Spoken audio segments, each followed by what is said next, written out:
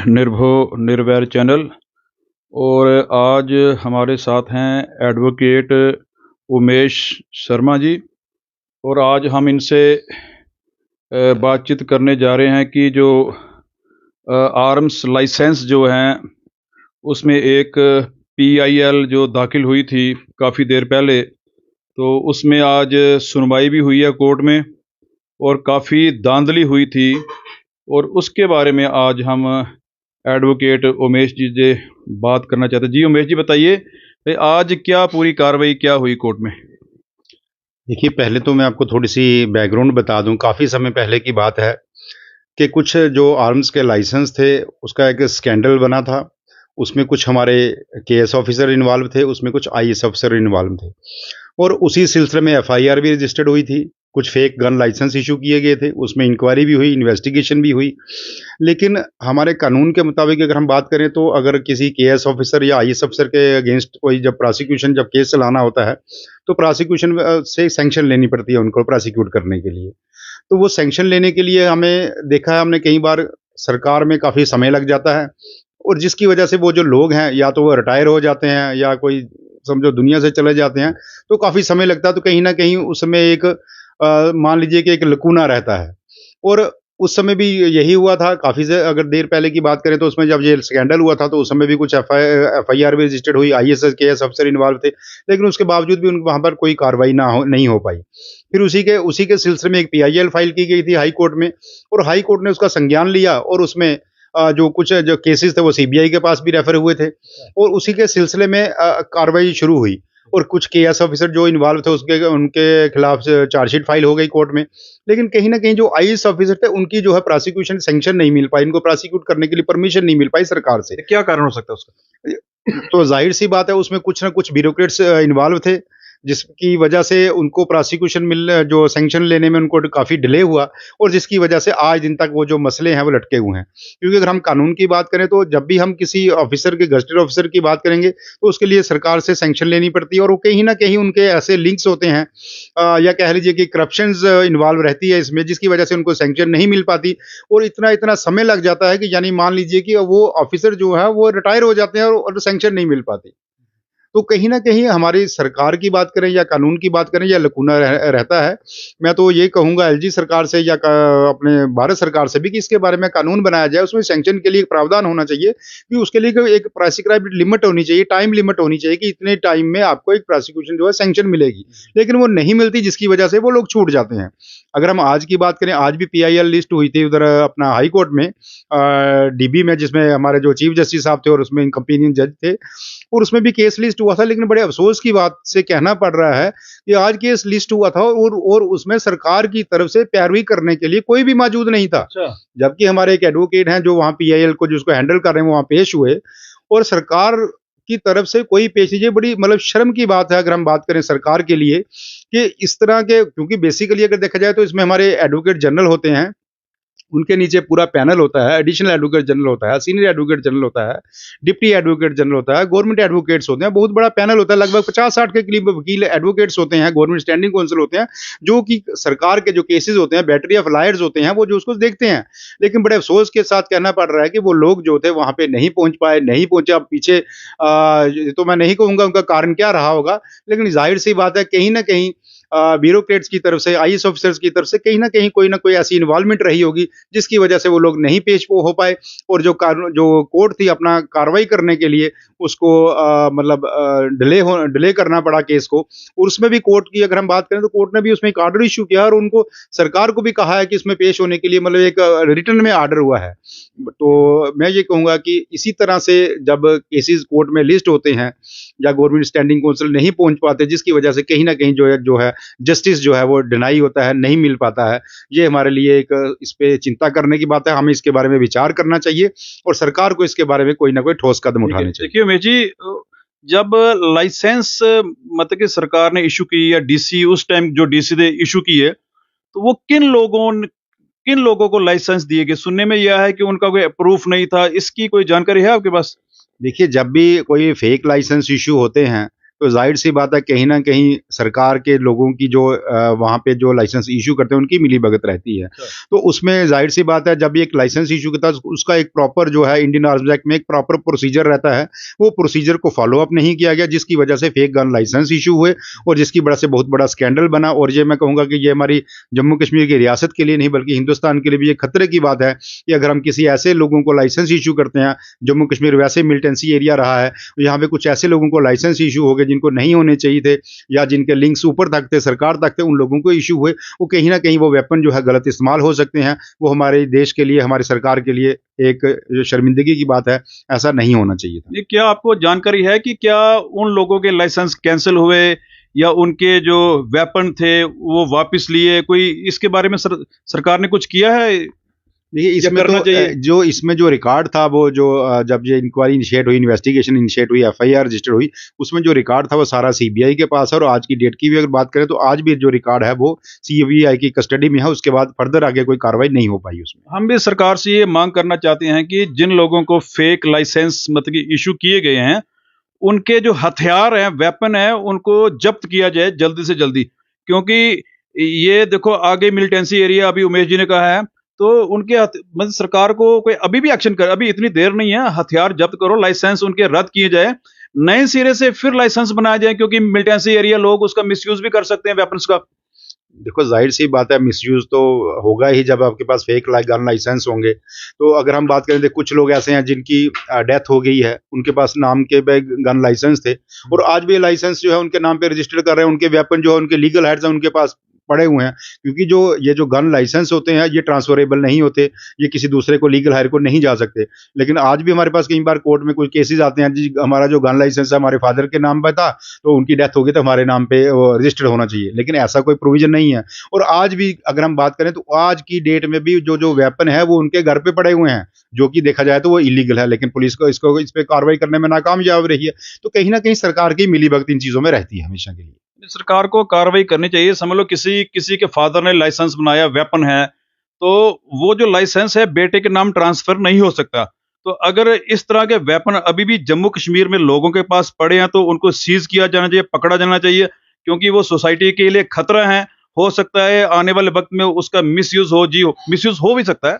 बिल्कुल डेफ़िनिटली कई बार मिसयूज़ हुआ होगा उनका, पुलिस ने एफआईआर भी रजिस्टर्ड की होगी, वेपन भी कई बार सीज़ हुए होंगे, लेकिन आज की डेट में भी बहुत सारे केसेज़ ऐसे हैं जो आज की डेट में भी वेपन जो हैं लोगों के घरों में पड़े हुए हैं। कई बार पुलिस की निगरानी में भी ये चीज़ें होती हैं, लेकिन पुलिस उनको डिनाई कर देती है, इग्नोर कर देती है। तो ये कहीं न कहीं सरकार को इसके बारे में पुलिस एजेंसी को ठोस कदम उठाने चाहिए क्योंकि हमारे जो कंसर्निंग डीसी होते हैं, उनके पास पूरा रिकॉर्ड होता है कि किसके पास लाइसेंस है, कौन आदमी सर्वाइव कर रहा है, अगर नहीं सर्वाइव कर रहा, उसका वेपन कहाँ गया, पुलिस को भी इसके बारे में जानकारी रहनी चाहिए। अगर वो इस संसार में नहीं है, तो उसका वेपन कहाँ गया, उसके बारे में जानकारी लीजिए, उस वेपन को सीज़ कीजिए। अगर किसी के पास गन लाइसेंस कोई नया बनाता है, कुछ बनाता है, उसके वो एक सेकेंडरी इश्यू है, उसका एक प्रॉपर प्रोसीजर है उसको रिटेन करने का। लेकिन ये नहीं कि आप किसी के फादर की डेथ हो जाए या किसी ब्रदर की डेथ हो जाए, उसके पास गन लाइसेंस था तो वो उसके पास लाइसेंस जो है वो खत्म नहीं होगा या जो उसका वेपन है उनके पास पड़ा रहेगा, वो इलीगल वेपन माना जाता है, उसके ऊपर कार्रवाई होनी चाहिए। देखो इन वेपन्स का गैंगस्टर जो गैंग है वो इसका गलत फायदा उठा सकते हैं। आपने देखा कहीं गैंगस्टर हो सकते हैं, लोग उनको वेपन बेच दे, उनको ट्रांसफर कर दे, तो कैसे पता चलेगा? तो हम प्रधानमंत्री नरेंद्र मोदी जी तक भी ये बात पहुंचाना चाहते हैं। हम इसका वीडियो का लिंक भी हम वहां पे सेंड करेंगे। जितने मिनिस्टर दिल्ली में हैं, जम्मू में भारतीय जनता पार्टी के हैं, उनको लिंक सेंड करेंगे कि जम्मू कश्मीर में जिन लोगों के पास मतलब कि इनलीगल हथियार हैं या लाइसेंस है, उनको फौरन उनसे जब्त, क्योंकि आगे इलेक्शन भी आने वाली है और इलेक्शन में भी वो हथियारों का मिसयूज हो सकता है, क्योंकि आगे सर इलेक्शन भी आने वाली है। उससे पहले पहले कार्रवाई तो होनी चाहिए। बिल्कुल, बिल्कुल सर, जब भी कभी इलेक्शन आती है या जब भी कोई ऐसा प्रोसेस अडॉप्ट किया जाता है तो सरकार जो है उसके लिए एक स्पेशल एक ऑर्डर निकालती है। जिन लोगों के पास वेपन होते हैं वो उन्होंने अपने कंसर्निंग पुलिस स्टेशन में जमा करवाने पड़ते हैं।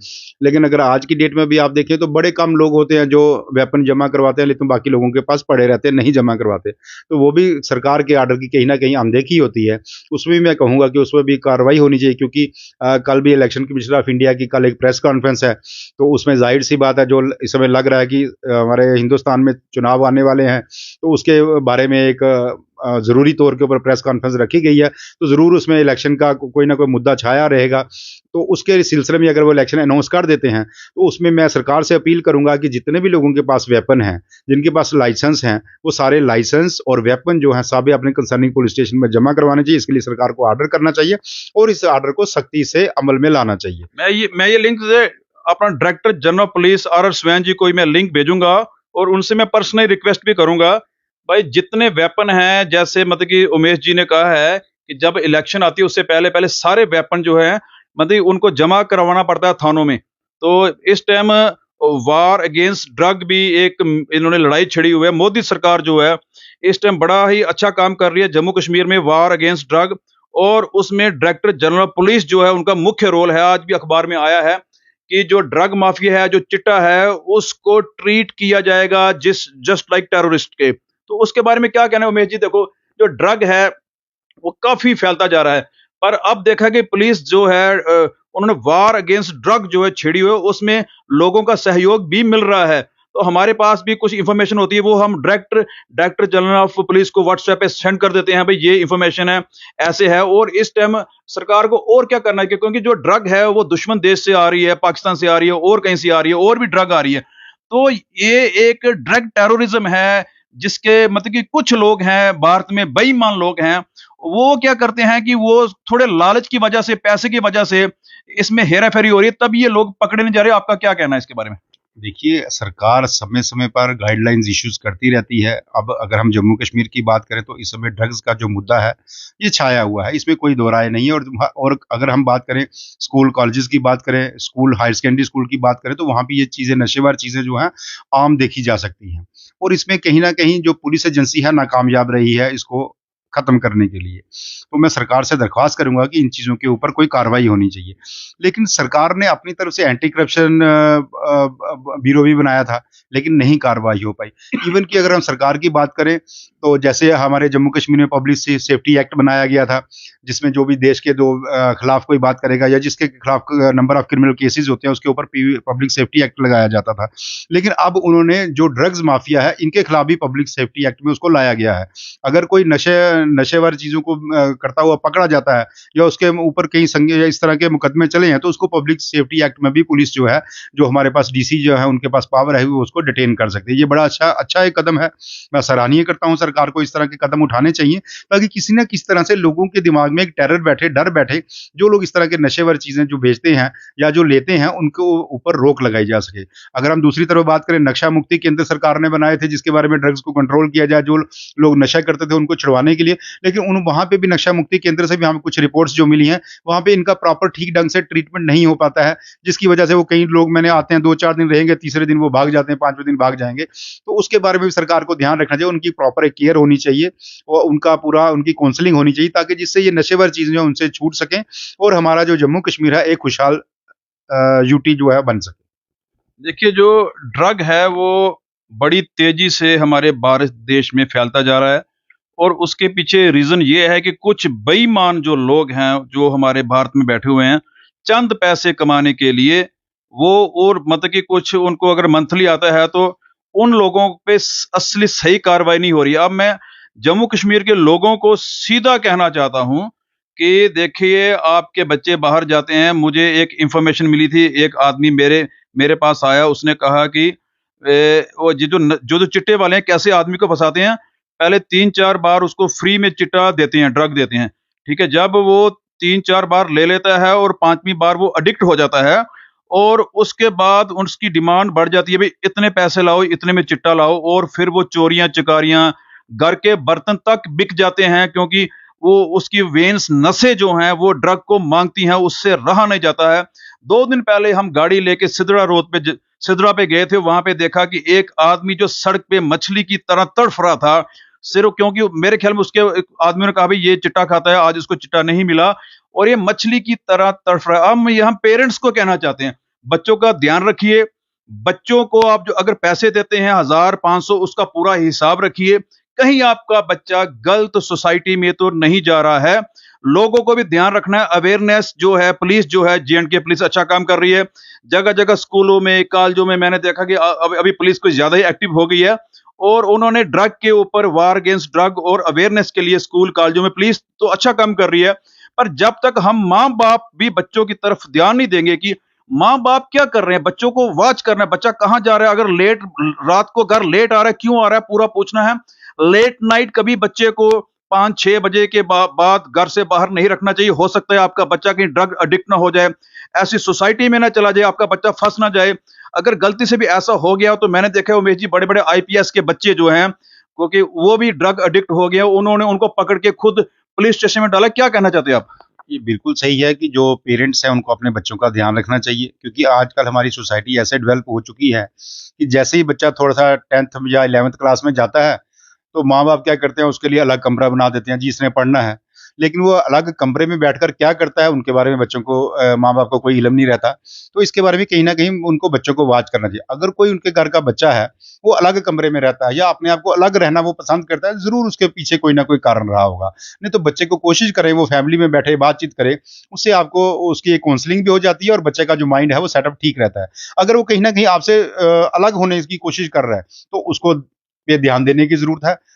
उस पे ज़्यादा ध्यान दीजिए, फ़ोकस कीजिए, पढ़ाई कर रहा है, कई बार बच्चे मोबाइल चलाते रहते हैं, उसमें कई गलत की आदतें पड़ जाती हैं। तो इस तरह का कहीं न कहीं बच्चों को सेफ रखने के लिए पेरेंट्स को इन चीज़ों के ऊपर ध्यान देना पड़ेगा और सरकार को भी चाहिए इसके बारे में अवेयरनेस कैंप लगाए जाएँ, स्कूल कॉलेजेस में आप कैंप लगाइए, बच्चों को अवेयर कीजिए कि चिट्टे के क्या नुकसान हैं हमें, हमें क्या उसका कोई फ़ायदा तो कोई है नहीं है, उसके नुकसान हैं, इन चीज़ों से दूर रहिए, आपकी लाइफ़ तबाह हो रही है, आपके एक बच्चा अगर कोई ड्रग्स लेता है, तो वो सिर्फ़ बच्चे की लाइफ़ तबाह नहीं होती, उसके पेरेंट्स भी उसके साथ पिस जाते हैं, उसकी पूरी फैमिली पिस जाती है, उसके साथ पूरा माशरा जो होता है वो पिस जाता है। तो इन चीज़ों से दूर रहिए, ये एक ज़हर है, ये एक स्लो पॉइज़न है जो आहिस्ता-आहिस्ता हमारी जम्मू कश्मीर की रियासत को, जम्मू कश्मीर जो यूनियन टेरिटरी है इसको खा रहा है। इसको हमें बचाना होगा, इसके लिए हमें जम्मू कश्मीर की जनता को मिलकर काम करना पड़ेगा। सरकार को भी हमारे साथ मिलकर काम करना चाहिए ताकि ये जो चीज़ें जो चल रही हैं स्कूल कॉलेजेस में, इनको इससे हम उनको दूर रख सकें। देखिए, जम्मू कश्मीर की पुलिस भी अकेले कुछ नहीं कर सकती है जब तक जनता का सहयोग नहीं होगा। हम जनता को कहना चाहते हैं कि आप जम्मू कश्मीर पुलिस का पूरा सहयोग कीजिए। अगर आपके मोहल्ले में कोई चिट्टा बेच रहा है, उसकी वीडियो बनाइए, मीडिया को बताइए। हमारा जो एरिया पड़ता है सतवारी से लेके आरसपुरा तक, अगर वहाँ कोई भी चिट्टा बेचता है या हमारी वहाँ दुकान है करतार पगड़ी हो, सभी लोग जितने सिख भाई जानते हैं हमें, आप मेरा व्हाट्सएप नंबर भी इस मोबाइल के ऊपर है। अगर आपके इर्द-गिर्द कोई बंदा चिट्टा बेच रहा है, कोई बेच रहा है, उसकी वीडियो बनाइए, नाम नाम मेंशन कीजिए, तो आपका नाम नहीं बताया जाएगा, आपका नाम सीक्रेट रखा जाएगा और हम पूरा ज़ोर लगा देंगे इस ड्रग को ख़त्म करने के लिए। जैसे उमेश जी ने अभी कहा कि बच्चों से कैसे ट्रीट करना है, बच्चों से ऐसे ट्रीट करना है जस्ट लाइक ए फ्रेंड। मतलब कि जैसे आप इनसे फ्रेंड्स खुली-खुली बातें करनी है और बच्चों हमने देखा कि आजकल बंदा मोबाइल में इतना व्यस्त हो गया है कि अगर 4 बंदे कमरे में बैठे हैं, चारों ने अपना-अपना फ़ोन पकड़ा हुआ है। कम से कम 1-2 घंटे फ़ोन को साइड पे रख के हमें आपस में बातचीत भी करनी चाहिए, जिससे कि हम हमारा जो घर का माहौल है एक फ्रेंडली होता है और बच्चों के साथ खुल के बात करनी चाहिए, कहाँ गया, क्या कर रहा है। तो अगर इस तरह हम घर का माहौल बनाएँगे, बच्चों को just like a friend treat करेंगे, तो बच्चा बता देगा कि हमारे साथ कोई गलत हो रहा है या गलत कर रहा है, कोई बंदा मेरे को ब्लैकमेल कर रहा है। हाँ भाई, और ब्लैकमेल कभी नहीं होना है। अगर आपको आप मैंने देखा है उमेश जी, एक एक बार मेरे को वीडियो कॉल आ गई। आजकल हनी ट्रैप का बड़ा चक्कर है। जब वीडियो कॉल मेरे को आई तो मैंने देखा कि एक न्यूड मतलब कि फीमेल थी, तो मैं कैमरे का मुँह मैंने दीवार की तरफ मोड़ दिया। तो उससे क्या होता है कि हो सकता है आपको कोई ऐसी फेक वीडियो कॉल आ जाए आदमी की या औरत की, तो आपने अगर 1 मिनट उससे बात कर ली तो वो वीडियो रिकॉर्ड हो जाएगा, फिर आपको ब्लैकमेल किया जाएगा। इस तरह के केसेस जो है बहुत बढ़ गए हैं, लोग बताते नहीं हैं। बताना चाहिए, पुलिस में रिपोर्ट करनी चाहिए, साइबर सेल में जाना चाहिए। अगर इस तरह की कोई कॉल आती है, पहले तो अनजान बंदों की वीडियो कॉल अटेंड नहीं करनी है। अगर आपने अटेंड कर लिया, आगे से एक न्यूड बंदा आएगा, अगर आपने उससे बात कर ली तो आपकी वीडियो बन जाएगी। वो फिर वीडियो का मिसयूज करेगा, बोलेगा कि हम इसको फेसबुक पे चढ़ाएंगे, इतने पैसे दो। मैं जी, ये ब्लैकमेलिंग का जो ये सिलसिला चल रहा है, इसके बारे में अवेयरनेस बच्चों को होनी चाहिए। देखिए, बिल्कुल सही कहा कि आजकल ये जो हनी ट्रैप जो आपने बताया, इस तरह के केसेज़ जो हैं काफ़ी सामने आ रहे हैं और इसके लिए सरकार ने कुछ साइबर क्राइम सेल्स बनाए हैं, पुलिस स्टेशन भी बनाए हैं, जो पुलिस जो है इन पर कार्रवाई कर रही है। लेकिन अभी हमारा जो साइबर सेल है इतना एडवांस नहीं है कि हम कहें कि आज साइबर सेल में अगर हम कोई वीडियो भेजते हैं, तो उस पे मतलब विदिन 24 आवर उस पे कोई कार्रवाई हो सके। ये पहले वीडियो को एफएसएल में भेजेंगे, उसको आइडेंटिफ़ाई करवाएँगे, उसमें बड़ा टाइम लग जाता है।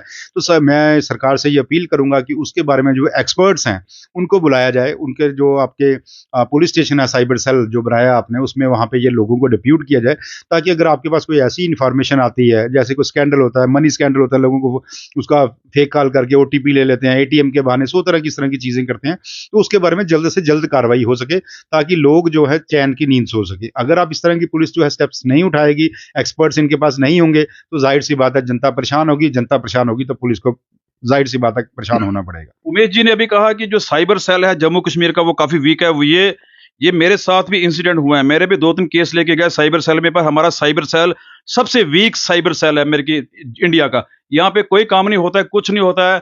अगर किसी का पैसा चला गया, मुझे नहीं लगता कि किसी का पैसा वापस भी आता होगा। मेरा खुद 2 लाख रुपए गया था, अभी तक कोई इन्फॉर्मेशन नहीं, कहाँ गया, किधर है, क्योंकि सुनने में यह है कि जहां मेरा पैसा गया था वहां पे इन लोगों के पास पैसे नहीं है, टीम के पास, कि यहां से एक टीम बने और दूसरे राज्य में जाके इंक्वायरी करे।